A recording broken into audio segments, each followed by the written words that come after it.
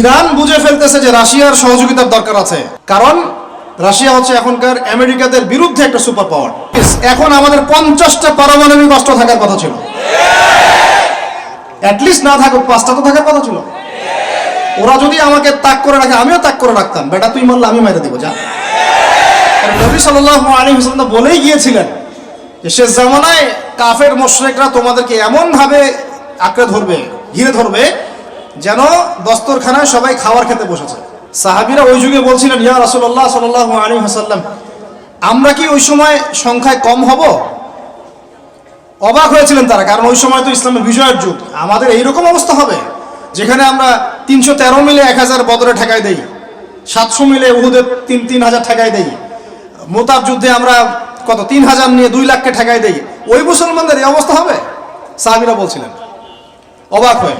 তখন নবীজি বলছেন, হ্যাঁ তোমাদের অবস্থা এরকম হবে, তোমরা সংখ্যায় হবা সমুদ্রের ফেনার মতো, কিন্তু 2টা জিনিস তোমাদেরকে পেয়ে বসবে, এই 2টার কারণে এই পরিণতি তোমাদের হবে। এটা আবরাহার যুগ না যে হস্তি বাহিনীকে ধ্বংস করার জন্য তৈরন আবাবিল আসবে, এটা সেই যুগ নয়। এখন আবাবিল আপনাকেই হতে হবে, আমাকেই হতে হবে। কথা কি বুঝতে পারছেন? এটা নিজেদের তাকদীর, নিজেদের ভাগ্য, নিজেদের মানে ভবিষ্যৎ, আল্লাহর উপর তাওয়াক্কুল করে তার হুকুম মেনে আমাদেরকেই করতে হবে ইনশাআল্লাহ। পৃথিবীর সমস্ত জুলুম উঠে যাবে ইনশাআল্লাহ, কোনো মাজলুমের অধিকার আর খর্বিত হবে না, প্রত্যেক মাজলুম তার অধিকার ফিরে পাবে ইনশাআল্লাহ। একটা বাচ্চার রক্তের প্রতিশোধ আমরা নিব ইনশাআল্লাহ, একটা বোনের ইজ্জতের বদলা আমরা নিব ইনশাআল্লাহ, একটা ভাই যাদেরকে অন্যায়ভাবে হত্যা করা হয়েছে এদের রক্তের বদলা আমরা নিব ইনশাআল্লাহ। আমরা বেঁচে না থাকলে আমার সন্তান নিবে ইনশাআল্লাহ, ও বেঁচে না থাকলে তার সন্তান নিবে ইনশাআল্লাহ। আমরা কিছু ভুলি নাই, ভুলে যাবও না ইনশাআল্লাহ। এই দুনিয়া ততদিন পর্যন্ত ফানা হবে না যতদিন এই দৃশ্য বিশ্ববাসী না দেখছে ইনশাআল্লাহ। তোমাদের যা করার আছে করো, যা ইচ্ছা করতে থাকো। এখন বিশ্বের মুসলমানদের রক্তের হোলি খেলায় মেতেছে, যেখানে মুসলমান সেখানেই নির্যাতন, চায়নায় নির্যাতন, ওইখানে ইয়াতে কি বলবো ওটা কি সিরিয়াতে নির্যাতন, তারপর ইয়েমেনে নির্যাতন, ফিলিস্তিনে নির্যাতন, ইরাকে করে গেল, হ্যাঁ, তারপরে ওই যে লেবাননে করে, জর্ডানে করতেছে, আরব কান্ট্রিগুলোর মধ্যে, আফ্রিকার কান্ট্রিগুলো, যে কোনো জায়গাতে তাকান দেখবেন খালি মুসলমানদের উপর নির্যাতন আর নির্যাতন চলতেছে। এর জন্য শুধু ওরা দায়ী নয়, এর জন্য আমরাও দায়ী। কেন নির্যাতন আসবে না, কেন আল্লাহর গজব আসবে না? কারণ নবী সাল্লাল্লাহু আলাইহি ওয়াসাল্লাম বলেই গিয়েছিলেন যে শেষ জামানায় কাফের মুশরিকরা তোমাদেরকে এমন ভাবে আঁকড়ে ধরবে, ঘিরে ধরবে, যেন দস্তরখানায় সবাই খাবার খেতে বসেছে। মানে আমরা সবাই দস্তরখানায় খাবার খেতে বসলে যেমন করে বসি একসাথে, ওইভাবে তোমাদের উপর আগ্রাসী হবে এরা। সাহাবীরা ওই যুগে বলছিলেন, ইয়া রাসূলুল্লাহ সাল্লাল্লাহু আলাইহি ওয়াসাল্লাম, আমরা কি ওই সময় সংখ্যায় কম হব? অবাক হয়েছিলেন তারা, কারণ ওই সময় তো ইসলামের বিজয়ের যুগ। আমাদের এইরকম অবস্থা হবে যেখানে আমরা 313 মিলে 1000 বদরে ঠেকাই দেই, 700 মিলে উহুদে 3000 ঠেকাই দেই, মোতাব যুদ্ধে আমরা কত 3000 নিয়ে 2 লাখকে ঠেকাই দেই। ওই মুসলমানদের এই অবস্থা হবে? সাহাবীরা বলছিলেন অবাক হয়ে। তখন নবীজি বলছেন, হ্যাঁ তোমাদের অবস্থা এরকম হবে, তোমরা সংখ্যায় হবা সমুদ্রের ফেনার মতো। সমুদ্রের, দেখতে পারতেছেন এখন খালি নাম কাও আসতে মুসলিম বাড়তেই আছে, সমুদ্রের ফেনার মতো, কিন্তু 2টা জিনিস তোমাদেরকে পেয়ে বসবে, এই 2টার কারণে এই পরিণতি তোমাদের হবে। এক নম্বর হচ্ছে তোমাদের মধ্যে দুনিয়ার মহব্বত তোমাদেরকে পেয়ে বসবে, আর একটা আল ওয়াহান তোমাদেরকে ধরে ফেলবে। সাহাবীরা বলছে, ওয়াহান কি? নবীজি বলছেন, তোমরা আল্লাহর পথে জীবন দিতে চাইবে না, এই ভয়, আল্লাহর পথে জীবন দেওয়ার ভয় তোমাদেরকে পেয়ে বসবে। এই 2টা যখন তোমাদেরকে পেয়ে বসবে, তখন এই কাফের মুশরিক মুনাফিক যারা আছে সবাই মিলে তোমাদেরকে একটা কচু কাটা করে ফেলবে। হয়নি এখন এটা? শুধু এই যুগে না, প্রত্যেক যুগে যুগে যখনই মুসলমানদের উপর এই 2টা এসেছে তখনই মুসলমানরা আক্রমণের শিকার হয়েছে। কখনো তাতারিদের হাতে, হ্যাঁ, ওই চেঙ্গিস খানের বংশধর মনে আছে, মঙ্গলরা, ওরা এসে মুসলমানদেরকে একদম কেটে ফেলে দিয়েছিল। কতদিন, 40 দিনের মধ্যে বাগদাদে ওরা মনে হয় প্রায় 10 থেকে 15 লক্ষ মানুষকে হত্যা করেছে, ওই তাতারিরা মুসলমানদেরকে, আব্বাসীয়দের সময়। এরকম হিস্ট্রি অনেক আছে। তারপরে যখন এই ফাতেমি সাম্রাজ্য চলছিল, তখন ক্রুসেডাররা এসে মুসলমানদেরকে হত্যা করেছে। তারপরে আবার করেছে জেঙ্গিদের সময়, আইয়ুবীদের সময়, এমনকি মোগল সাম্রাজ্য। এর আগেও যখন দুনিয়া প্রীতি আর ওহান ঢুকে গিয়েছিল, তখন দেখা গেছে যে মুসলমানদের মধ্যেই মারামারি চলতেছে। হ্যাঁ, ওখান থেকে গিয়ে কর্ডোবা ইসলামী খেলাফত হয়েছে। এগুলি হিস্ট্রি পড়বেন, ইতিহাস নিয়ে ইনশাল্লাহ আরেকদিন কথা হবে। আমার নিয়ত আছে আপনাদেরকে হিস্ট্রি শোনানোর, একদম আদম আলাইহিস সালাম থেকে শুরু করে এই পর্যন্ত যা যা হয়েছে ইসলামের ইতিহাসে একটা একটা করে ধারাবাহিক পর্ব আকারে আসবে ইনশাআল্লাহ। এতে করে খুব অল্প সময়, হয়তো 10 মিনিটের মাদ্রাসা এমন হতে পারে, বা 10 থেকে 15 মিনিটের মাদ্রাসা, এর মধ্যেই একটা একটা করে পর্বে একটা একটা করে হিস্ট্রি আসবে ইনশাআল্লাহ। যদিও খুব টাফ এই কাজটা করা, এবং এটার জন্য অনেক ইনভেস্টমেন্টের দরকার, আল্লাহ পাক যেন সহজ করে দেন। তো মূল কথাটা আমি বলছি যে যখন আমরা এভাবে দুনিয়া প্রেমে ঢুকে গিয়েছি এবং আল্লাহর পথ থেকে সরে আসছি, মার খেতে হয়েছে। এখন আমাকে বলেন তো দেখি, আমরা কি আমাদের অবস্থার উন্নতি চাই না? এতক্ষণ যা বুঝালাম, এতে কি বুঝতে পারলেন যে দিন এখন শুধু একটা নিভু নিভু বাতির মতো জ্বলছে? গুটি কয়েক মানুষের মধ্যে হক সীমাবদ্ধ হয়ে যাচ্ছে। প্রবলেমগুলো কি আপনারা ফাইন্ড আউট করতে পারেন? প্রবলেমগুলো দেখেন। সারা বিশ্বে ইসলামিক কোনো খেলাফত আছে? ইসলামের কোনো ঐক্য আছে? একজন আমিরুল মুমিনিন আছে? একটা জামা আছে? একটা ইমারা আছে? আমাদের কি অর্থনৈতিক শক্তি আছে? ভিত্তিটা নাই। পুরো বিশ্বের রাজনৈতিক ক্ষমতাকে আমরা নিয়ন্ত্রণ করি না। পুরো বিশ্বের মিডিয়াগুলো কি আমাদের? এমনকি যেগুলোতে রেকর্ড করছেন, যে ফোন আপনার হাতে, সেটাও তাদের। এটাও কাদের? তাদের। পুরো বিশ্বের যে ফিলোসফিক্যাল থটসগুলো আছে, দর্শন, এই দর্শনগুলো আমাদের চলছে না ওদের চলছে? সব পশ্চিমা দর্শন চলছে না? এই যে নাস্তিকতা, কাদের দর্শন? আমাদের। এই যে সেকুলার কনসেপ্ট, কাদের দর্শন? আমাদের দর্শন। এই যে সো কল্ড ডেমোক্রেসি, কাদের দর্শন? আমাদের। এই যে ন্যাশনালিজমে আমরা ভুগছি, সবাই জাতি চিন্তা করি। মানে ওই ইয়েমেনে একটা মুসলমান মরলে আমার লাগে না, কেন লাগে না? ও তো ইয়েমেনি, আমি তো বাংলাদেশে। এই যে গোত্রীয় বিভাজনটা আমরা করেছি ন্যাশনালিজমের মাধ্যমে, এতে করে ইউনিটিটা নষ্ট হয়ে গেছে। গোত্রে গোত্রে মানুষ থাকতে পারে, কিন্তু সবার মধ্যে একটা হৃদ্যতার বন্ড থাকতে হবে। এইটা ইসলাম দিয়েছিল। আনসার, মুহাজির, দুইটা আলাদা শব্দ না? দুইটা আলাদা বৈশিষ্ট্য, কিন্তু তারা কি আলাদা ছিলেন? একদম নিজের মায়ের পেটের ভাইয়ের চেয়ে বেশি, তাই না? এটা ইসলাম। আর আমরা যদি বলি আনসার এক গ্রুপ, মুহাজির আরেক গ্রুপ, আনসারকে মারলে আমার কি, আমি তো মুহাজির, মুহাজিরকে মারলে আমার কি, আমি তো আনসার, এই কনসেপ্টটা হচ্ছে একটা ন্যাশনালিজম কনসেপ্ট। এই চলছে। ও দিয়ে দিল ফরাসি বিপ্লবের পর থেকে, 1789 সালের পর থেকে এগুলো আসছে ওয়ার্ল্ডে। 1789 থেকে শুরু করে 1914 পর্যন্ত, এই সময়টাতে তারা বিশ্বটা দখল করেছে। কত সময়? 1789 থেকে 1914, এই যে সময়টুকু, এর মধ্যেই পশ্চিমারা বিশ্বটাকে দখল করেছে। আবার নতুন করে কোন কোন জায়গা দখল করেছে? প্রথমে পলিটিক্স, প্রথম জায়গাটা কি? পলিটিক্স। তারপরে সামরিক শক্তি, ওদের মানে এক্সট্রাঅর্ডিনারি সামরিক শক্তি তারা বিশ্বকে দেখিয়েছে। আপনি যত কথা বলেন, একদম পারমাণবিক বোম রেখে দিব তাক করে, আর বেটা তুই কথা বলতে পারবি না, এরকম একটা অবস্থা। বিশ্বাস করেন ব্যাপারটা এরকম। পুরো জাতি নিয়ে আপনি একটা ঐক্যবদ্ধ শক্তি করতে চান, একটা মিসাইল, পারমাণবিক মিসাইল এরকম রেখে দিবে, এই বাড়াবাড়ি করো না বেশি, একদম দিব লঞ্চ করে, ব্যাস আপনি চুপ, একদম চুপ। কারণ ওইটা প্রতিহত করার তো আমার কাছে ওই নাই, ক্ষেপণাস্ত্র প্রতিরক্ষা সিস্টেম তো নাই। এখন আমি যদি বলি, আমার কথা কি মন খারাপ করবেন? আমি যদি বলি যে বিগত 50 বছরে আমাদের দেশ স্বাধীন হয়েছে কবে বলেন? 71, এখন কত?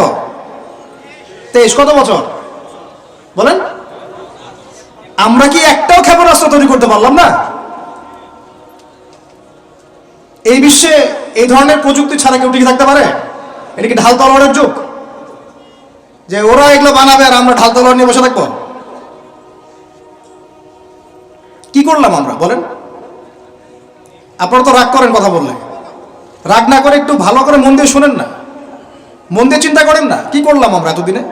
আমাদের 50টা ক্ষেপণাস্ত্র থাকার কথা ছিল, আমাদের 50টা পারমাণবিক অস্ত্র থাকার কথা ছিল। কিসের ভিত্তিতে আমরা লড়াই করব? কিসের ভিত্তিতে আমরা লড়াই করব? মিয়ানমার যদি আমাদেরকে কালকে চাপ দেওয়া শুরু করে, আমরা কিসের ভিত্তিতে লড়াই করব? কি নিয়ে লড়াই করব? এমনকি পুরো মুসলিম বিশ্বের বড় বড় পরাশক্তিগুলোর সাথে আমাদের সম্পর্ক কতটুকু ভালো? ইরান বুঝে ফেলতেছে যে রাশিয়ার সহযোগিতার দরকার আছে, কারণ রাশিয়া হচ্ছে এখনকার আমেরিকাদের বিরুদ্ধে একটা সুপার পাওয়ার, তাই না? অনেক কান্ট্রি এখন ওদের সাথে যুদ্ধ করতে গেলে রাশিয়ার সাথে বন্ডিং করে। এটা ওয়ার্ল্ড অ্যাফেয়ার্স। আমরা বিগত 50 বছরে কি করতে পারি না, ব্যর্থতার ইতিহাস রচনা করা যাবে। কি বলতেছেন আপনি? আমি কি বলতে চান? এটা রচনা করা যাবে একটা ইতিহাস। পদে পদে দুর্নীতি করেছে, পদে পদে টাকা আত্মসাৎ হয়েছে, পদে পদে হক নষ্ট করা হয়েছে। এগুলো সব আমাদের সম্পদ ছিল, জনগণের ছিল। আমি কোনো পলিটিক্যাল পার্টি করি না, কখনো করিও নাই, আবার করারও কোনো শখ নাই। কিন্তু একজন আম জনগণ হিসেবে, সাধারণ জনগণ হিসেবে এই কথাগুলো বলছি। প্রত্যেক পদে পদে দুর্নীতি, টাকা আত্মসাৎ, সিস্টেম লস। কেন? একটা ছেলে যোগ্যতা আছে, চাকরি পাবে না কেন? ওই ছেলের যোগ্যতা আছে, কেন চাকরি পাবে না? আপনি আল্লাহর কাছে কি জবাব দিবেন? আপনারা বলেন, আপনারা আল্লাহর কাছে কি জবাব দিবেন? ওর যোগ্যতা আছে, কেন সে পেল না? কেন একটা গভর্নমেন্ট প্রতিষ্ঠানের মধ্যে পদে পদে আমাকে ফাইল ট্রান্সফার করতে হবে, সবাইকে টাকা খাওয়াতে হবে কেন? আমার তো যোগ্যতা আছে, আমি তো হকের উপর আছি। বিসিএস তো কোচিং আমিও করেছি, আমিও তো ক্যাডার হতে পারতাম, আমি কেন হতে পারলাম না? কেন চান্স দিলেন না? কেন বড় বড় পরীক্ষার প্রশ্ন ফাঁস হয়ে যাবে? কেন একজন ডক্টর যাকে আমরা আমাদের ট্যাক্সের টাকা দিয়ে আমাদের ভাইরা বেতন দিচ্ছে, ও কেন দেরি করে হসপিটালে আসবে? কেন আসবে? কে ব্যবস্থা নিবে এগুলোর এগেইনস্টে? আমরা ব্যবস্থা নিতে পারবো? আপনাকেই তো নিতে হবে। ওমর ইবনুল খাত্তাবের মতো শাসক কে হবে? আপনাকে হতে হবে, আমরা তো হব না। আর আমাদের সেই যোগ্যতাও নাই, ইচ্ছাও নাই। আমরা দায়িত্ব নিতে চাই না, দায়িত্ব ছেড়ে দিতে চাই। ইসলাম কি বলে? দায়িত্ব নিতে বলে না ইসলাম। ইসলাম বলে যে যোগ্যকে দায়িত্ব দিয়ে দাও। কোন সাহাবী দায়িত্ব নিজেকে চেয়ে নেন নাই কখনো, বলেছেন আমাকে দেওয়ার দরকার নেই, তাকে দিয়ে দাও। আবু বকর সিদ্দিকের পর ওমর ইবনুল খাত্তাব পর্যন্ত বলছিলেন আমাকে দিয়েন না, প্রয়োজন আলীকে দেন, উসমানকে দেন। উমরের মতো মানুষ এই কথা বলছিলেন। আর আমরা এখন কি করি ভাই? আমার চরিত্র সবচেয়ে ভালো, আমারে দেন, আমারে। খালি কিয়ামতটা হয়ে যাক, আল্লাহ পাক দাঁড় করাবেন সবগুলোকে সিরিয়ালে, দেখা যাবে কে কি জবাব দিতে পারে, দায়িত্ব কতটুকু বুঝাই দিতে পারে, এটা দেখা যাবে। কেন এটা হবে? আমার কথা রাগ করেন না প্লিজ। এখন আমাদের 50টা পারমাণবিক অস্ত্র থাকার কথা ছিল, অ্যাটলিস্ট না থাকুক 5টা তো থাকার কথা ছিল। ওরা যদি আমাকে তাক করে রাখে, আমিও তাক করে রাখতাম। বেটা তুই মারলে আমি মেরে দেবো, যা। উত্তর কোরিয়ার মতো একটা কান্ট্রি, আমার সাবজেক্টে এইগুলা, আমরা ইউনিভার্সিটিতে এগুলোই পড়েছি। ও একটা কান্ট্রি, কতটুকু কান্ট্রি জানেন? উত্তর কোরিয়া দক্ষিণ কোরিয়া একসময় মারামারি করতো, এই মারামারি লাগিয়ে দিয়েছিল পশ্চিমরা। পরে উত্তর কোরিয়ার প্রেসিডেন্ট ওই বলা থেকে বের হয়ে যায়, বলা থেকে বের হয়ে চায়নার সাথে বন্ডিং শুরু করে, রাশিয়ার সাথে বন্ডিং শুরু করে, ওদের সাপোর্টে সে আস্তে আস্তে আস্তে নিউক্লিয়ার ডিভাইসগুলো তৈরি করা শুরু করেছে। করার পরে এখন এই মাত্র বেশি না, 20 থেকে 25 বছরে ওরা এমন একটা জায়গায় চলে গেছে, খাইতে পারুক না পারুক পারমাণবিক বোমা একদম তাক করে রেখে দিয়েছে। পশ্চিমারা ওখানে নাক গলাতে পারে না, ও নাক গলাতে পারে আমার কাছে এসে, আমাকে বলে স্যাংশন দিবে, আমাকে বলে তোমাকে ভিসা নীতি বাতিল করে দিব, আমাকে বলতে পারে, ওকে বলতে পারবে না তো, কারণ ওর কাছে ওইরকম অস্ত্র আছে, দিবে একটা মায়েরা, যা বেড়া। ওর পার্ল হারবার আছে সামনে জাপানের ওখানে। কারণ এটা এমন একটা বিষয় যে একটা যদি সে মারে, আর এও তো একটা মারতে পারবে। একটা বোমা পড়লে পুরো জাতি একদম মুহূর্তের মধ্যে ছাই হয়ে যাবে, ছাই। এজন্য এটা যুদ্ধ এত সহজে কেউ যেতে যাবে না। এটা হচ্ছে একটা মনস্তাত্ত্বিক শক্তি যে আমার কাছে আছে, তুই মারলে কিন্তু আমি মারতে পারি। এই মনস্তাত্ত্বিক শক্তিটাই দরকার ছিল, এখন নাই। আর ভাই এগুলো আমাদেরও তো অনেক দোষ, সব কিছু তো আমরা মানুষের উপর চাপাই দিয়ে বসে থাকি। আমরা যখন অ্যানালাইসিস করতে বসি সবাই মনে হয় যে বিজ্ঞ পণ্ডিত, কিন্তু আপনি তো দায়িত্ব নিয়ে সামনে আসছেন না, আপনি তো পড়াশোনা করে উপরে আসছেন না, আপনি তো জ্ঞান অর্জন করে মানুষকে বোঝানোর চেষ্টা করছেন না। আমরা তো আমাদের দায়িত্ব পালন করছি না, করছি কি? আল্লাহ পাক আমাদের সবাইকে বিচক্ষণ হওয়ার তৌফিক দান করেন। কয়টা সায়েন্টিস্ট তৈরি হয়েছে আমাদের? বলেন, কয়টা সায়েন্টিস্ট তৈরি হয়েছে আমাদের জাতির মধ্যে? নাস্তিক তো ভুরি ভুরি তৈরি হচ্ছে। কয়টা সায়েন্টিস্ট তৈরি হয়েছে আমাদের ইউনিভার্সিটিগুলোর মধ্যে?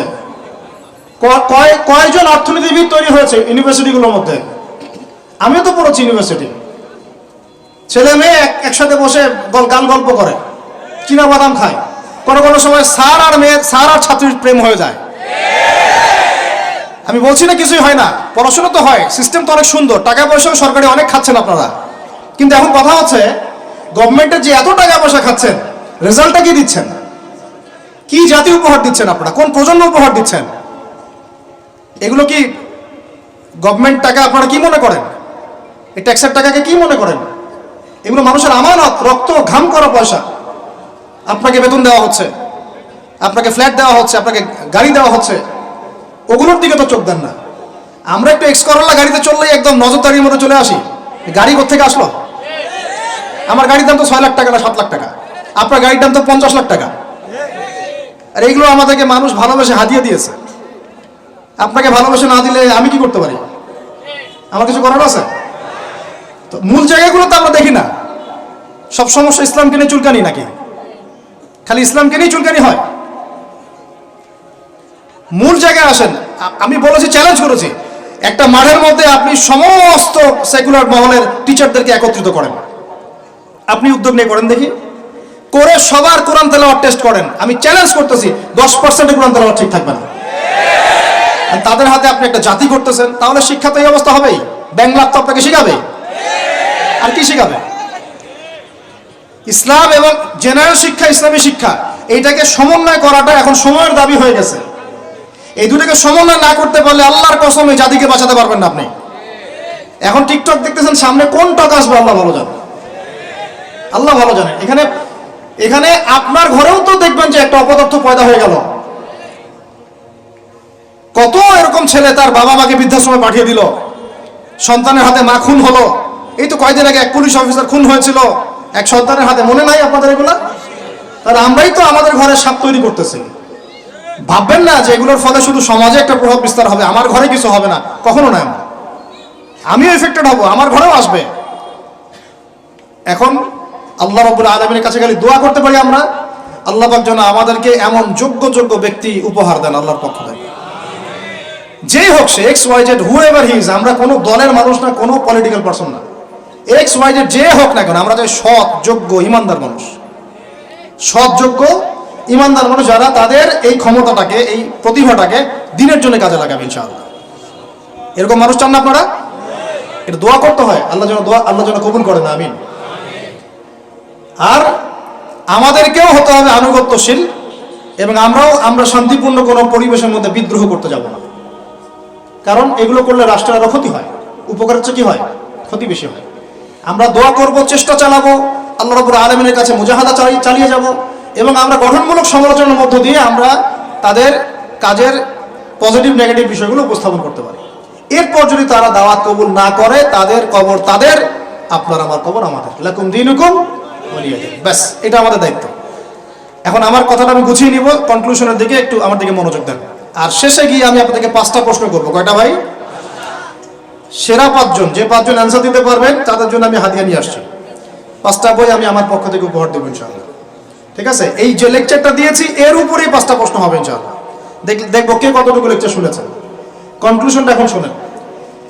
পুরো বিশ্বের প্রেক্ষাপটটা এখন আমাদের অনুকূলে না। আমার সাথে বলেন তো, কি বললাম? পুরো বিশ্বের প্রেক্ষাপটটা আমাদের অনুকূলে না। বিশ্বের বড় বড় সেক্টরগুলো মনে রাখবেন, বড় বড় সেক্টরগুলো হচ্ছে 1 রাজনীতি, 2 ভূ রাজনীতি, 3 অর্থনীতি, 4 সংস্কৃতি, 5 শিক্ষা এবং 6 প্রযুক্তি। কটা বললাম? 6। এই প্রতিটা বিষয় এখন আমরা নিয়ন্ত্রণ করি না, এটাই বাস্তব, এটাই সত্য। কারা নিয়ন্ত্রণ করে? ইসলামের দুশমনরা করে, ইসলামের দুশমনরা করে। তো এরা হচ্ছে এই বিষয়গুলো নিয়ন্ত্রণ করে, প্রতিটা বিষয়, প্রত্যেকটা বিষয়, ব্যাংকিং সিস্টেম থেকে শুরু করে পলিটিক্যাল অ্যাফেয়ার্স, এভরিথিং। আমাদের হাতে কিছু নাই, কিন্তু আমরা বললাম যে ফিউচারে ঈসা আলাইহিস সালাম আসবেন এবং এটা কায়েম করবেন। এই তো কনক্লুশন। তাহলে মাঝখানে যে সময়টা বাকি আছে, এই সময়টাতে কাদের হাতে বা কোন বৈশিষ্ট্য ধারণ করতে পারলে আমাদের হাতে ওই বিজয়টা হবে? এই তো প্রশ্ন না? এই না বিষয়টা?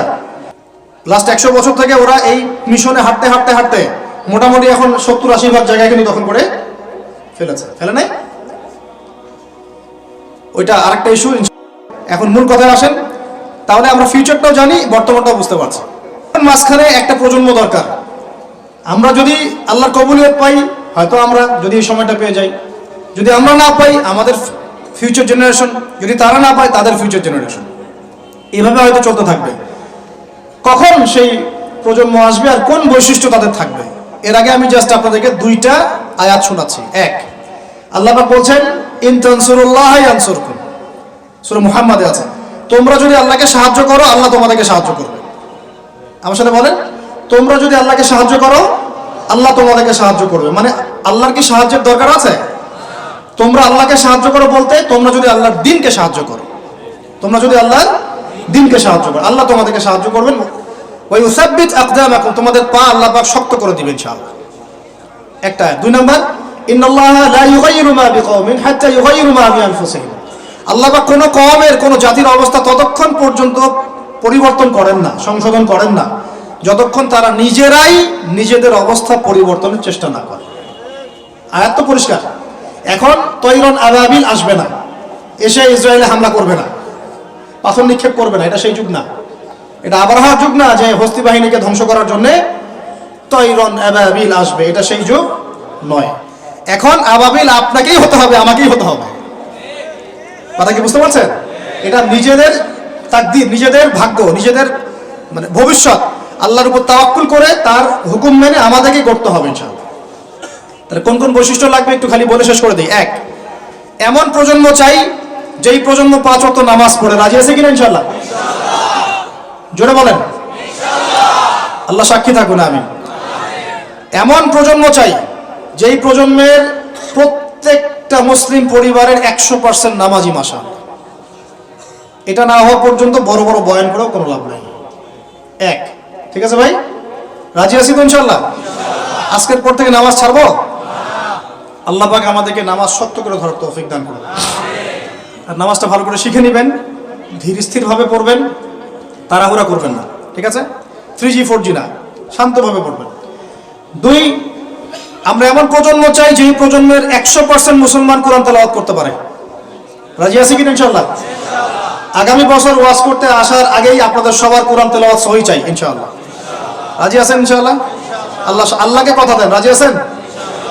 অবশ্যই অবশ্যই কোরআন তেলাওয়াত শিখতেই হবে। যেমনি পারেন, যেভাবে পারেন, যত টাকা লাগুক, যার কাছে যেতে হয় হোক, যত দূরে সফর করতে হয় হোক, আপনার দায়িত্ব এটা, আমার দায়িত্ব না, হুজুরের দায়িত্ব না, এটা আপনার দায়িত্ব। আপনি কিভাবে শিখবেন আপনার ফিকির। 3 নাম্বার, আমরা এমন প্রজন্ম চাই যেই প্রজন্ম ভিতরে বাহিরে সুন্নতের অনুসারী। রাজি আছি ইনশাআল্লাহ? সবার চেহারা দাঁড়িয়ে থাকবে ইনশাআল্লাহ? সবার সুন্নতি লেবাস থাকবে ইনশাআল্লাহ? সুন্নতের আমল থাকবে ইনশাআল্লাহ? সুন্নতের জিন্দেগি বই পাওয়া যায়, কিনবেন, প্রত্যেকটা কাজের সুন্নত দেখে নেবেন, ঠিক আছে ভাই? প্রত্যেকটা কাজের সুন্নত আমল করার চেষ্টা করবো, আল্লাহ পাক তৌফিক দান করুন, আমিন। শেষ করে দিচ্ছি, মনোযোগ ধরে রাখেন, আর 5 মিনিট। 4 নাম্বার, এমন প্রজন্ম চাই যেই প্রজন্ম কোশ্চিনকালেও হারাম খাবে না। রাজি আছি ইনশাআল্লাহ? হারাম খাবো? সুদ খাবো? ঘুষ খাবো? দুর্নীতি করব? মানুষের সম্পদ আত্মসাৎ করব? অন্যায়ভাবে আমরা মানুষকে ঠকাবো? আল্লাহ পাক আমাদেরকে বোঝার তৌফিক দান করুন, আমিন। 4, 5, এমন পরিবার চাই যেই পরিবার হবে পুরোপুরি ইসলামিক পরিবার। রাজি আছেন ইনশাআল্লাহ? আল্লাহ কবুল করুন, আমিন। এই জায়গাতে গিয়ে আপনাদেরকে একটা নসিহত করি যুবকদেরকে, বেশিরভাগই তো অবিবাহিত নাকি? কি দুঃখ, কি কষ্ট। একটা কাজ করবেন, আগে একটা ছোটখাটো হালাল রিজিকের ব্যবস্থা করবেন, তারপরে বিয়ে শাদী। হালাল রিজিকের ব্যবস্থা না কইরা বিয়ে শাদী করতে যায় না, নিজের মান সম্মান গায়রত বলে কিছু থাকবে না, ঠিক আছে ভাই? আরো যে বলছি, ভুলেও বেদিন কোনো মেয়েকে বিয়ে করতে যায় না। দিনদার মেয়ে খুঁজবেন, আর দিনদার মেয়ে তো বাইরে সার্টিফিকেট লেবাস দেখে বোঝা যাবে না আসলে। এটা আপনাকে খোঁজখবর নিতে হবে, দেখতে হবে তার পরিবার কেমন, ব্যাকগ্রাউন্ড কেমন, মা কেমন, ইত্যাদি ইত্যাদি, তার কোয়ালিফিকেশন কেমন, এবং পাত্রী দেখেও নেবেন। পাশাপাশি আল্লাহর কাছে দোয়া করতে হবে বেশি করে। কি করতে হবে? স্ত্রী খাদিজার মতো হতে পারে, আবার নূহ আলাইহিস সালামের স্ত্রীর মতো হতে পারে। বুঝেন পার্থক্য? বুঝেন? খাদিজা রাদিয়াল্লাহু আনহা মানে কি? এমন একজন মহিয়সী নারী যে একজন মহাপুরুষের পিছনে সাপোর্ট দিচ্ছেন। সুবহানাল্লাহ, কি সাপোর্টটা দিয়েছেন, দেন নাই? নবী সাল্লাল্লাহু আলাইহি ওয়াসাল্লামকে পুরো নবুয়তের জীবনে এটাও হতে পারে তাকদিরে। আবার নূহ আলাইহিস সালামের স্ত্রী, মনে আছে?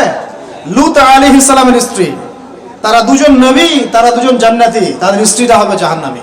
বলেন নাউজুবিল্লাহ। তো এই জন্য তাকদির কার হাতে? বাস আল্লাহর কাছেই বারবার ইস্তেখারা করে করে করে চেয়ে নিতে হবে, আল্লাহ আমাকে এমন একজন নেককার স্ত্রী দান করুন যিনি আমাকে আপনার পথে চলতে সাপোর্টিং হ্যান্ড হবে, আমাকে পিছন থেকে বুস্ট আপ করবে ইনশাআল্লাহ। আচ্ছা, ইনশাআল্লাহ ফ্যামিলি নিয়ে বিয়ে শাদী নিয়ে আরেকদিন ওয়াজ হবে ইনশাআল্লাহ। 5 কয়টা বলছি ভাই? 5টা না 6টা? 5টা। 6 নাম্বার, যে বাচ্চা কাচ্চা আছে আমাদের ভাই বোন, ছোট ছোট ছোট বাচ্চা কাচ্চা যেগুলো, এক একজনকে এক একজন মর্দে মুজাহিদ হিসেবে তৈরি করবে। জি আছে ইনশাআল্লাহ। তাহলে ওদেরকে আমরা পড়াশোনা করাবো কি কি পড়াশোনা করাবো?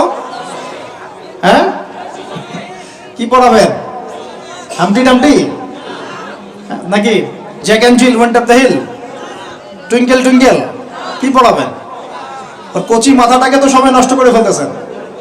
বাচ্চা কাচ্চাদেরকে ইসলামিক মূল্যবোধ দিয়ে বড় করেন। প্লিজ ভাই বসেন একটু, এগুলো করেন না, শেষ করতে দেন, পরিবেশটা বজায় রাখেন। আর 4টা পয়েন্ট, কয়টা? 6টা বলছি না? 7 নম্বর হচ্ছে আল্লাহ পাক আমাদেরকে প্রতিভা দিয়েছেন না সবাইকে?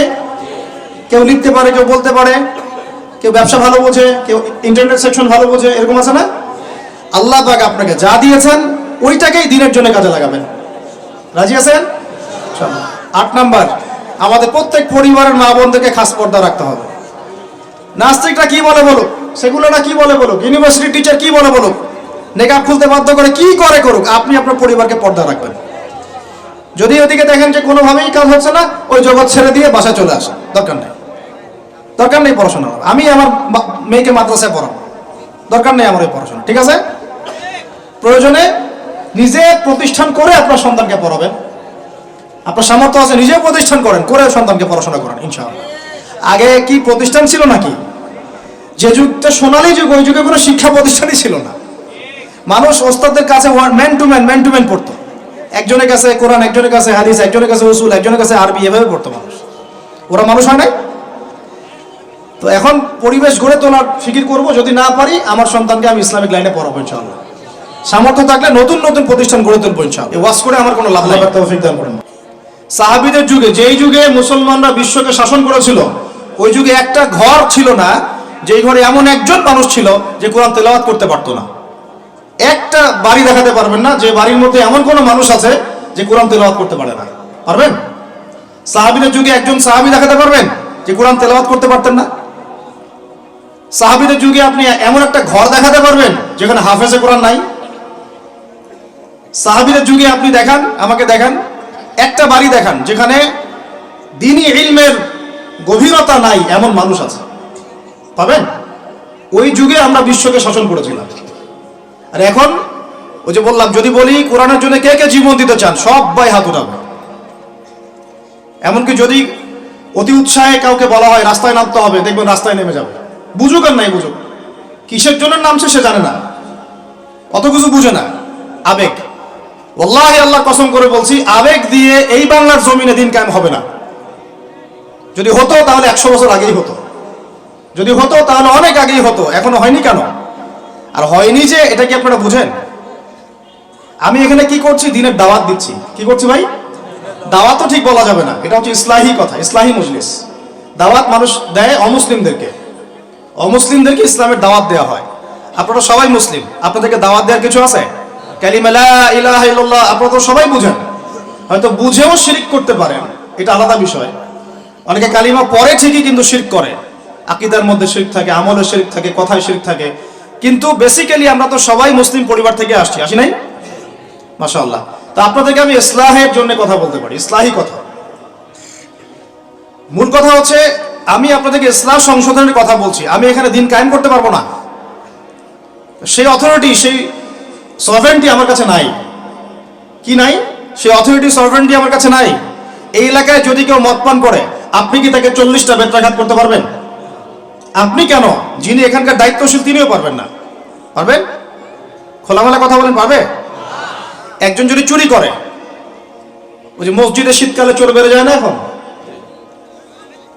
চুরি তো বেড়ে গেছে, আপনারা বুঝেন না?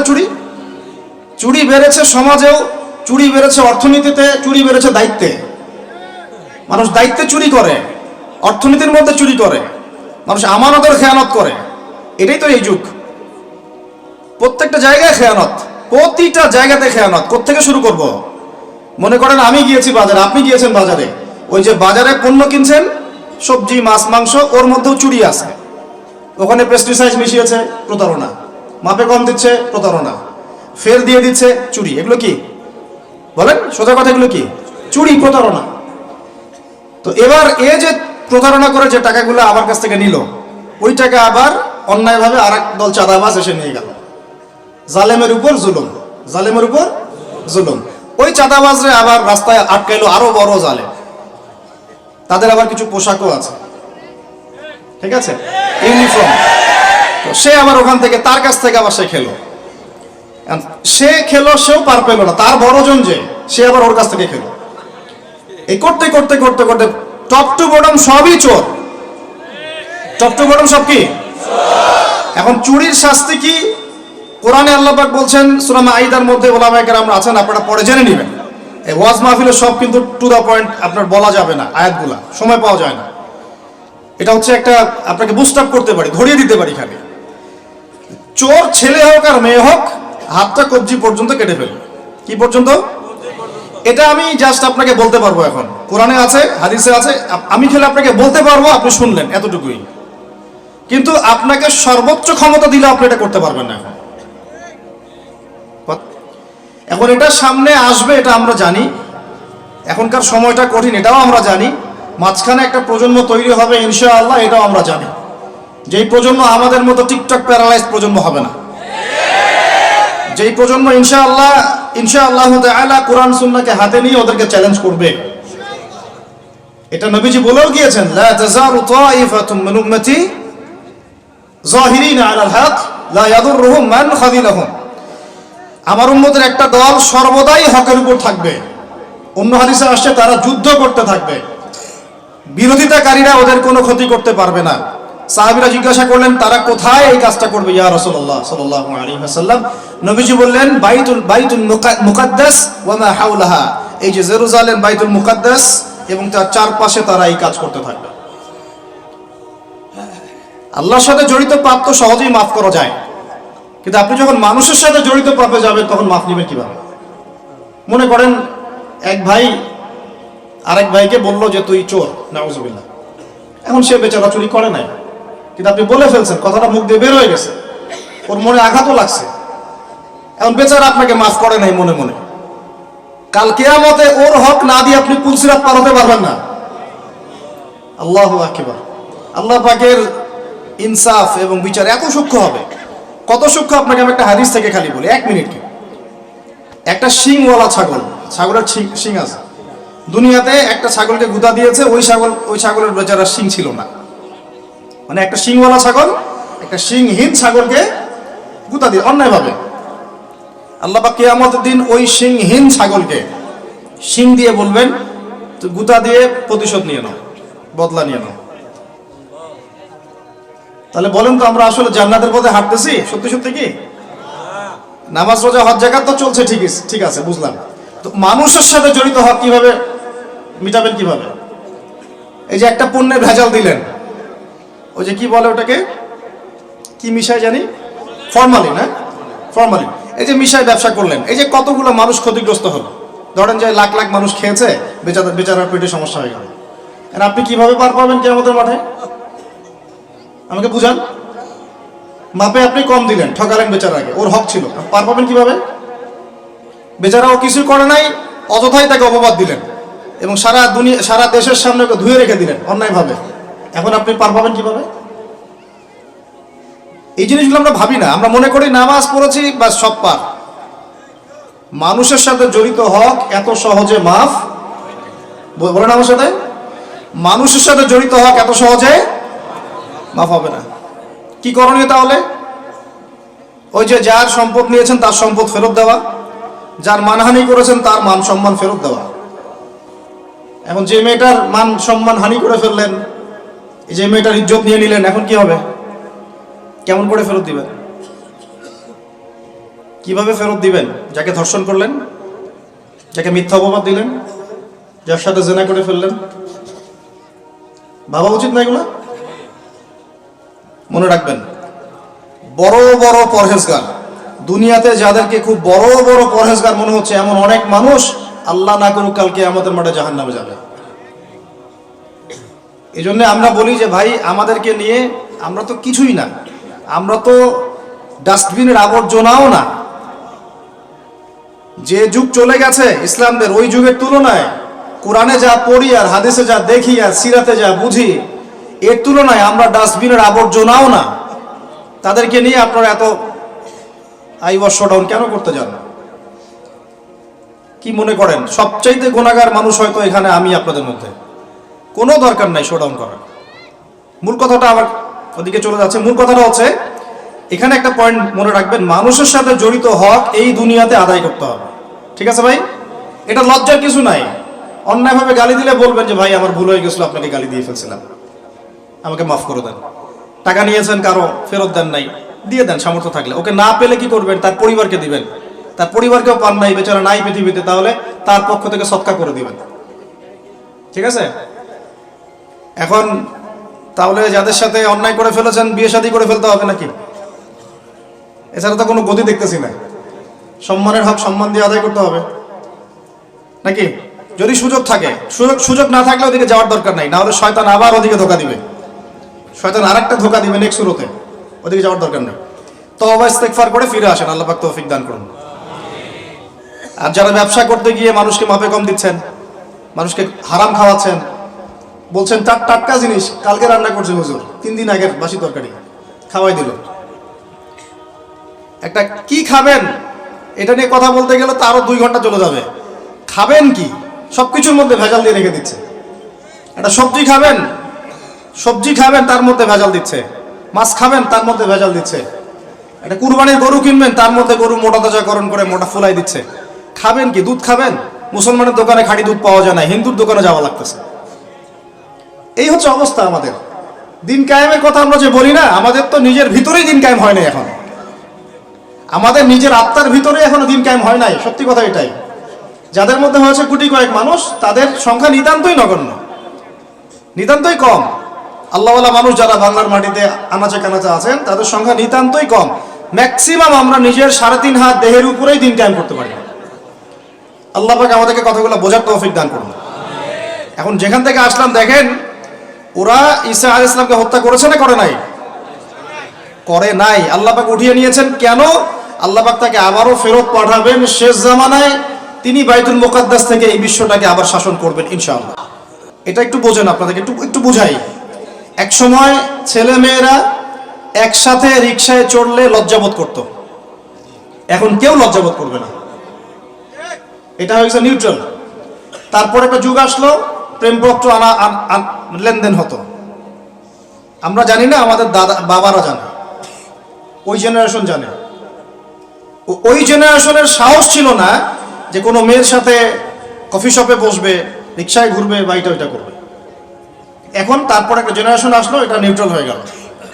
তারপরে আরেকটা আসলো, এরা আর ওইসবে নাই, সরাসরি কাজ করতে চায়, সরাসরি অন্যায় করতে চায়, সরাসরি জেনা। এখন সেই যুগ চললো। তারপরে আবার পরকীয়াটা আসলো, সিরিয়াল দেখায় পরকীয়া, বাসায় স্বামী বাইরে আরেকটা ছেলে, বাসায় স্ত্রী বাইরে একটা মেয়ে, এই যুগ চললো। তারপরে শুরু হলো কি? সমকামিতা। ছেলে জেনা করা শুরু করলো, নাউজুবিল্লাহ। এখন ওটা চলতেছে আর কি, এখনকার সমাজ ওইদিকে যাচ্ছে। আর যে কি আসবে আল্লাহ ভালো জানেন। এবং আমার মনে হয়, আল্লাহ মাফ করুক আমাদেরকে, আমার মনে হয় আমরা জোর করে আল্লাহর গজব টেনে নিয়ে আসতেছি। সুদের মধ্য দিয়ে, জেনার মধ্য দিয়ে, ব্যভিচারের মধ্য দিয়ে, অন্যের হক নষ্ট করার মধ্য দিয়ে, ঠিক আছে, সমকামিতা প্রমোট করার মধ্য দিয়ে, আল্লাহ রাব্বুল আলামিনের জমিন থেকে আল্লাহর আইনগুলো সব উঠাই দিয়ে আমরা আল্লাহ পাকের গজব জোর করে টেনে আনতেছি। যদি আসে, আল্লাহ না করুক, ভালো মন্দ কেউ পার পাবো না আমার ধারণা। কারণ সেই ভালোদের উপরে গজব আরো বেশি আসবে যারা হক চিনেও মানুষকে চেনায় নাই, যাদের কাছে কোরআন সুন্নাহর জ্ঞান ছিল হক যারা চিনত কিন্তু মানুষকে সতর্ক করে নাই, ওদের উপরে আরো বেশি করে গজব আসবে। আল্লাহ পাক হেফাজত করুন। আমি মূল কথাটাই চলে আসি আবার ফিরে। আমি আপনাদেরকে ইসলাহের কথা বলছি, এখানে কায়েম নাই। কি নাই? যেটা বলছিলাম হাত কেটে ফেলা, আপনি সেটা করতে এখন পারবেন না। যদি কেউ ব্যভিচার করে, বিবাহিত মানুষ, শাস্তি কি? অনেকে জানেই নাই। রজম করতে হয়। কি করতে হয়? মাটিতে অর্ধেক কোমর পর্যন্ত পুঁতে ফেলে পাথর নিক্ষেপ করে হত্যা করবে, এবং একদল মানুষ তা দেখবে। একদল মানুষ যে দেখবে, শাস্তি অবলোকন করা, এটা ইসলাম কোরআনে নতুন করে নাজিল করে নাই। প্রাচীন গ্রিক দর্শনগুলো পড়ে দেখবেন, ওই অ্যারিস্টটলদের যুগ যেটা ছিল, ওই যুগেও শাস্তি সামাজিকভাবে দেওয়া হতো, সবাইকে দেখিয়ে দেওয়া হতো। এতে একটা ভালো ইম্প্যাক্ট পড়ে। কেমন ইম্প্যাক্ট পড়ে? যদি চোরের হাতটা কাটেন আর সবাই দেখে 10 জন, ওই 10 জন জীবনে কাজ করতে যাবে না। আল্লাহ পাক সেই বিধানটা রেখে দিয়েছেন। আর প্রাচীন গ্রিকের যে দর্শন, এটা বিকৃত, কিন্তু ওই সভ্যতার মধ্যেও তো আল্লাহর নবী এসেছিলেন, আসেন নাই? এমন কোন সভ্যতা নাই যার মধ্যে আল্লাহ পাক নবী পাঠান নাই। তাহলে এই হিন্দু ভাইরা নিঃসন্দেহে তাদের কাছেও কোনো না কোনো নবী আসছিল, তাদের শিক্ষা থেকে তারা হয়তো বের হয়ে গেছে। ইহুদিরা, ওদের কাছে নবী আসে নাই? আসছে, ওরা শিক্ষা থেকে বের হয়ে গেছে। খ্রিস্টানরা, তাদের কাছে নবী আসে নাই? এসেছে। চাইনিজ সভ্যতায়, ওখানেও হয়তো কোনো নবী এসেছে। আল্লাহ পাক বলেছেন ওয়ালিকুল্লি কওমিন হাদ, প্রত্যেকটা কওমের মধ্যে আমি নবী পাঠিয়েছি। প্রত্যেক কওমে, তার মানে এই সভ্যতা যতদিন থেকে ঘুরছে পৃথিবী, আদম আলাইহিস সালামের পর থেকে, কোন প্রত্যেকটা স্থানে, কালে, পাত্রে আল্লাহ রাব্বুল আলামিন নবী পাঠিয়েছে। তাদের মধ্যে কেউ ছিলেন নবী, কেউ ছিলেন রাসূল। এই তো, তার মানে সবার কিন্তু একটা মৌলিক শিক্ষায় মিল থাকবে। এই জন্য মানুষের ফিতরতগত একটা মৌলিক শিক্ষা ভিতর থেকে চলে আসে যে আল্লাহ ছাড়া কোনো ইলাহ নাই। এটা কিন্তু সবাই বিশ্বাস করে একজন উপরওয়ালা আছে। দেখবেন সবাই বিশ্বাস করে, সব ধর্মের লোকই বলে যে উপরওয়ালা একজন আছে। আপনি তার ক্ষতি করলে বলবে যে উপরওয়ালা দেখবে, আল্লাহ না বললেও বলবে কি উপরওয়ালা দেখবে। তো মূল কথাটা হচ্ছে যে এই যে শাস্তি দেওয়ার বিধান, এটা আল্লাহ পাক নতুন করে এখানে নাজিল করেন নাই। প্রকাশ্যে শাস্তির বিধানটা আগেও ছিল এই বিশ্বের মধ্যে, প্রাচীন গ্রিক রোমান সভ্যতার মধ্যে এটা ছিল। এই বিধান যদি সবাই দেখে, তাহলে কি পাপ বাড়বে? হত্যাকাণ্ড বাড়বে না কমবে? এখন আমাকে বলেন তো, বর্তমান প্রচলিত যে বিষয়গুলো চলছে পুরো বিশ্বে, আমি বাংলাদেশ নিয়ে কথা বলি না খুব একটা, কারণ আমাদের চিন্তা বিশ্ব নিয়ে। কি নিয়ে? আল্লাহ পাকের, আমার এটা কি ভৈরব না? আল্লাহ পাকের ভৈরবের কোনো পরোয়া নাই তো। আল্লাহ পাকের ঢাকার কোনো পরোয়া নাই, আল্লাহ পাকের বাংলাদেশের কোনো পরোয়া নাই, আল্লাহ পাকের পাকিস্তানের কোনো পরোয়া নাই। আল্লাহ রাব্বুল আলামিনের কোনো দেশের মানুষের উপর আল্লাহ পাকের কোনো পরোয়া নাই। আল্লাহ সুবহানাহু ওয়া তাআলা চাইলে ইসলাম ইয়েমেনে কায়েম করতে পারেন, সিরিয়াতে করতে পারেন, অস্ট্রেলিয়ায় করতে পারেন, ওই আমেরিকায় করতে পারেন, রাশিয়াতেও করতে পারেন। কার খাতে ক্ষমতা? আল্লাহ পাকের কোনো পরোয়া নেই আমাদের। আমরা যদি আমাদের কাজ ঠিকঠাক মতো করি, আমরা সফল হব। যদি না করি, আমাদের লস, আল্লাহ রাব্বুল আলামিনের লস বলতে কিছু নাই। আছে? আল্লাহ পাকের কিচ্ছু যায় আসে না, আমরা জাস্ট একটা সুযোগ পেয়েছি মাত্র। আপনি সেজদা করেন বা না করেন। একজন আলেম আমাকে বলেছিলেন, ওনার কাছে দার্স নিচ্ছিলাম, তিনি বলছিলেন যে এই যে রাস্তার মধ্যে আমরা যখন হাঁটি, একটা পোকা পড়ে আছে, ধরেন একটা ফল পড়ে আছে, ফলের মধ্যে পোকা ধরে গেছে। বাজার করতে গিয়েছেন, একটা ফল দেখছেন, ওর মধ্যে পোকা পড়ে গেছে। এমনকি আমরা ওয়াশরুমে যাই, ওয়াশরুম যদি মাইক্রোস্কোপ দিয়ে দেখেন ব্যাকটেরিয়া আছে না নাই? আছে না?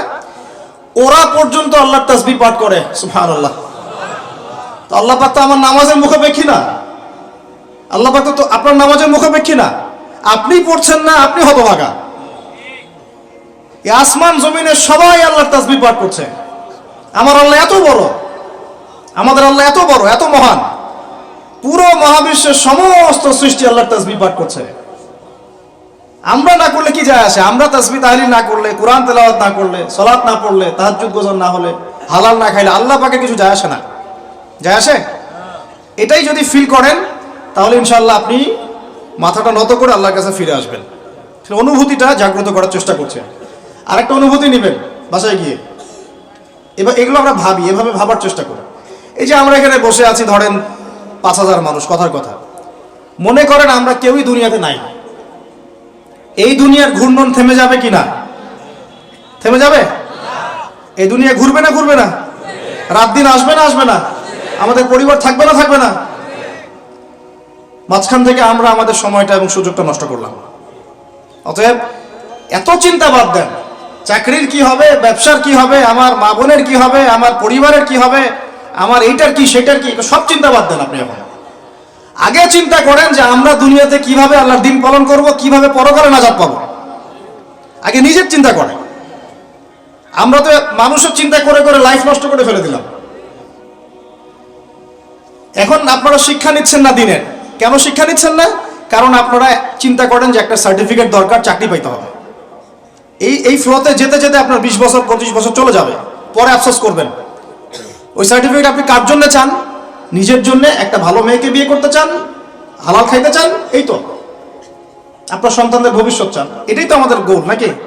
আল্লাহ পাক এগুলো করতে নিষেধ করেন নাই, কিন্তু দিনের শিক্ষা এবং আমল বাদ দিয়ে নয়। আমরা এখন এই দুনিয়ার পিছনে ছুটতে ছুটতে আল্লাহকে ভুলে যাই, রাসূলকে ভুলে যাই, নামাজকে ভুলে যাই, কোরআনকে ভুলে যাই। এটাই সবচেয়ে সমস্যা আমাদের, এইটাই সবচেয়ে বড় সমস্যা। যে যুব সমাজ সালাত আদায় করছে না, এরা আল্লাহর জন্য জিহাদ করবে? কোশ্চিন কালেও না। যে যুব সমাজ কোরআন তেলাওয়াতই করতে জানে না, আবেগে খালি বলতে পারে যে হ্যাঁ কোরআনের জন্য জান দিতে প্রস্তুত, কিন্তু পারবে না এটা করতে। যে যুব সমাজ হারাম সম্পর্ক থেকে বের হতে পারছেন না, কিভাবে চিন্তা করলেন যে আপনি বাইতুল মুকাদ্দাস জয় করবেন? যে যুব সমাজ সুদ ছাড়তে পারতেছে না, পাবজি ফ্রি ফায়ার ছাড়তে পারতেছে না, সমকামিতার দিকে ধাবিত হচ্ছে, ট্রান্সজেন্ডার দিকে ধাবিত হচ্ছে, ফ্রি মিক্সিং অ্যাভেলেবল, এই যুব সমাজ বাইতুল মুকাদ্দাস জয় করবে না। কোন যুব সমাজ করবে? আমি পরে আসতেছি ওইদিকে। আগে বোঝেন এই সিচুয়েশনে এইভাবে হবে না ভাই। আর একটা চিন্তা আমরা বাদ দিব, কোন রকম পাস করার চিন্তাটা বাদ দিব। আমাদের সবার একটা চিন্তা হয়ে থাকে, কি চিন্তা? কোন রকম পার পাইলেই পার। চিন্তা করি যে কোন রকম যদি বাঁচতে পারি তাইলেই হবে। সাহাবায়ে কেরাম এইভাবে চিন্তা করতেন না, তাবেঈন এইভাবে চিন্তা করতেন না, তাবেঈন, চার ইমাম, আমাদের খোলাফায়ে রাশিদিন, আইম্মাতুল মুজতাহিদ, তারা এইভাবে চিন্তা করতেন না। তারা চিন্তা করতেন আমি মানে নর্মাল মুসলিম হব না, আমি এক্সট্রা অর্ডিনারি মুসলিম হব। একটা নর্মাল মুসলিম। আল্লাহ পাক আমাদেরকে কিন্তু এক্সট্রা অর্ডিনারি হতে বলছেন, সূরা মুলকের মধ্যেও আছে কিন্তু, তাবারাকাল্লাযী বিয়াদিহিল মুলক ওয়া হুয়া আলা কুল্লি শাইইন কাদির আল্লাযী খালাকাল মাউতা ওয়াল হায়াতা লিয়াবলুয়াকুম আইয়ুকুম আহসানু আমালা। এই যে কথাটা বলতে যাচ্ছিল, আল্লাহ পাক জীবন মৃত্যু সৃষ্টি করেছেন, আল্লাহ পাক দেখতে চান, লিয়াবলুয়াকুম তোমাদেরকে পরীক্ষা করতে চান, আইয়ুকুম তোমাদের মধ্যে কে, আহসানু আমালা আমলে আহসান কে, সবচেয়ে ভালো কে। আল্লাহ পাক দেখতে চান না যে গরু খাওয়া মুসলিম কে, কে জুমায় জুমায় নামাজ পড়তে যায়, ঠিক আছে, কে খালি ঈদের নামাজ পড়তে যায়, কে খালি নামাজ পড়ে আবার সুদও খায়, যে এবার যাকাতও দেয়, এদিকে দুর্নীতিও করে, উমরা হজ করে আবার এদিকে মানুষের হক নষ্ট করে। এইটা আল্লাহ দেখতে চান না। আল্লাহ পাক দেখতে চান আমলের শ্রেষ্ঠকে, মানে ক্লাসে ফার্স্ট কে হয়। এই উম্মতের দায়িত্ব বাংলার জমিনে 8-10 জন 20 জন আলেম, 10 জন দায়ী, 10 জন মাদ্রাসা শিক্ষক, তাদের উপরে নয়। দিনের যদি দিনকে মহব্বত করেন, ভালোবাসেন, দিনের বিজয় চান, প্রত্যেকের দায়িত্ব আছে, প্রত্যেকের দায়িত্ব আছে। আপনারও তো দায়িত্ব আছে। আপনাকে আল্লাহ মাল সম্পদ দিয়েছেন, ওইটা দিয়ে আপনি দিনের জন্য কি করলেন আল্লাহ দেখতে চান। আল্লাহ পাক আপনাকে জ্ঞান দিলেন, প্রজ্ঞা দিলেন, আপনি ওইটা দিয়ে দিনের জন্য কি করলেন আল্লাহ পাক দেখবেন তো। আল্লাহ পাক আপনাকে লেখার ক্ষমতা দিয়েছেন, কতটুকু লিখলেন আল্লাহ পাক দেখবেন। আল্লাহ পাক বলার ক্ষমতা দিয়েছেন আপনাকে, আপনি ভালো বলতে পারেন, কতটুকু হক বললেন আল্লাহ পাক দেখবেন। আল্লাহ পাক আপনাকে সামাজিক, অর্থনৈতিক, রাজনৈতিক ক্ষমতা দিলেন, আল্লাহ দেখতে চান আপনি এটা দিয়ে দিনের জন্য কি করেন। অন্যথায় আল্লাহ পাক এটা কেড়ে নিতে সময় লাগবে না, এক মুহূর্তে আল্লাহ পাক কেড়ে নিতে পারেন। পৃথিবীতে নমরুদের নামও কেউ স্মরণ করে না, এখন ফেরাউনের নামও কেউ স্মরণ করে না, স্মরণ করলেও নেগেটিভলি স্মরণ করে, অভিশাপের সাথে স্মরণ করে, তাই না? প্রশংসার সাথে স্মরণ করে না। কত শত সম্প্রদায় আল্লাহ পাক বলেছেন ওয়ালাকাদ আহলাকনা ক্বাবলাহুম মিনাল কুরুন, কত সম্প্রদায় আমি ধ্বংস করে দিয়েছি তোমাদের আগে। কত সম্প্রদায় ছিল, লক্ষ লক্ষ কোটি কোটি সম্প্রদায়কে আমি ধ্বংস করে দিয়েছি তোমাদের আগে। নাই, তাদের শব্দও কি তোমরা শুনতে পাও?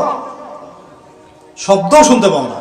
তারা চিৎকার করছে বারজাকের জগতে আযাব থেকে বাঁচার জন্য, আমরা শুনতেও পাই না। তারা বলছে একটা কি জানি, রব্বানা আবসারনা ওয়া সামি'না ফারজি'না না'মাল সালিহান ইন্না মুকিনুন। তারাই কথা বলছে এখন, রব্বানা, হে আমাদের রব, আবসারনা, আমরা দেখেছি, মানে পরকাল আমরা দেখা হয়ে গেছে, এখন আমরা দেখেছি। কোন চোখ দিয়ে? 2 চোখ দিয়ে দেখেছি আমরা। ওয়া সামি'না, শুনলাম, মানে যা আপনি বলেছেন আমরা শুনেছি, এখন শুনেছি, দেখেছি। ফারজি'না, আমাদেরকে একটু কাইন্ডলি ফিরায় দেন দুনিয়াতে।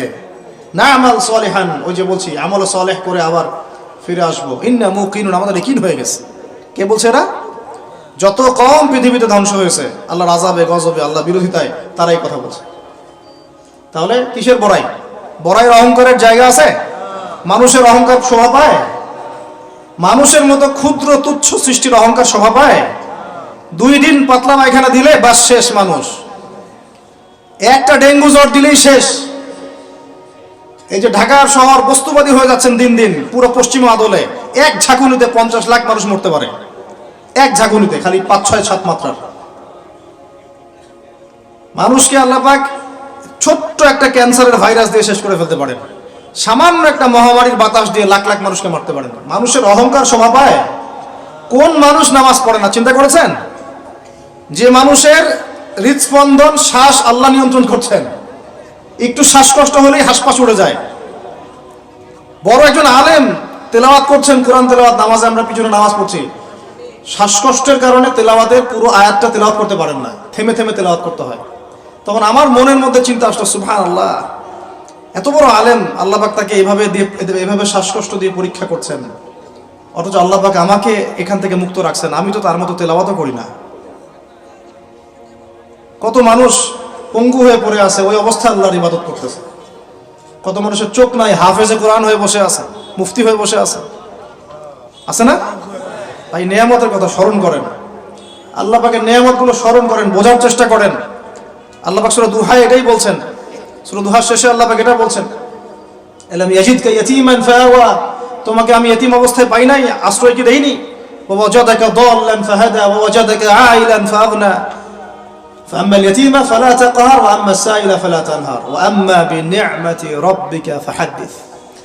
তুমি আল্লাহ পাকের যে নিয়ামতগুলো আল্লাহ দিয়েছেন এগুলো মানুষকে বর্ণনা করতে থাকো, বলতে থাকো, খালি উপলব্ধি করেন যে আল্লাহ পাকের কত নিয়ামতে আপনি আছেন, বাস, আর কিচ্ছু লাগবে না।